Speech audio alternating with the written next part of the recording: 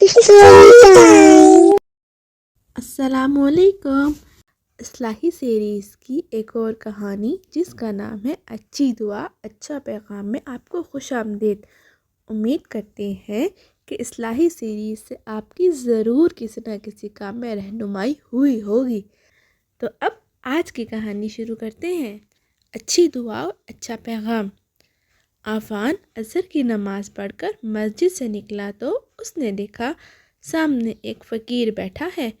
اس نے فقیر کو سلام کر کے اس کے ہاتھ پر کچھ پیسے رکھے۔ یہ عفان مسجد سے نکلا ہے اور سامنے فقیر بابا بیٹھے ہیں۔ فقیر خاموش رہا، سلام کا جواب بھی نہ دیا۔ عفان کو دکھ ہوا۔ اس نے فقیر سے پوچھا کہ آپ نے میرے سلام کا جواب کیوں نہیں دیا؟ عفان نے فقیر سے پوچھا اور دیکھتے ہیں فقیر نے عفان سے کیا کہا۔ بیٹا، تم نے صحیح طریقے سے سلام نہیں کیا، جو کہ یہ ہے، السلام علیکم۔ عفان شرمندہ ہو گیا۔ پھر اس نے دوبارہ درست طریقے سے سلام کیا، السلام علیکم۔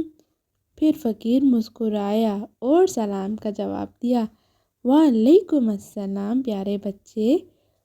ساتھ ہی بہت ساری دعائیں بھی دیں۔ یہ دیکھیں، انہوں نے صحیح طریقے سے سلام کرنے پر عفان کو بہت ساری دعائیں بھی دیں۔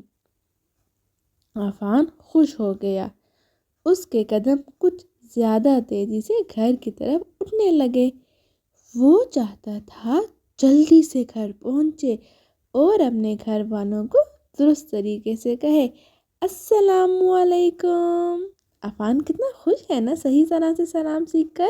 تو آج کا لیسن، آج کا سبق کیا ہے اس کہانی کا؟ ایک مسلمان جب دوسرے مسلمان سے ملے تو اسے بالکل درست طریقے سے سلام کرنا چاہیے، یعنی السلام علیکم، جس کا مطلب ہے تم پر سلامتی ہو۔ تو اس طرح سلام ہمارے لیے ایک دعا بھی ہے۔ آپ سب بھی صحیح سلام کرتے ہیں، السلام علیکم۔ یہ تمام سلام غلط ہیں۔ صحیح طریقے سے سلام ہے السلام علیکم، جس کا مطلب ہے تم پر سلامتی ہو۔ تو پھر بتائیے عفان کیوں اداس ہو گیا؟ عفان مسجد سے باہر کس سے ملا اور فقیر نے عفان کو کیا سمجھایا؟ اور کیا آج کے بعد سے آپ لوگ بھی صحیح سلام کریں گے یا غلط ہی سلام کریں گے، تاکہ آپ سلام میں کسی کو صحیح طریقے سے دعا بھی دیں؟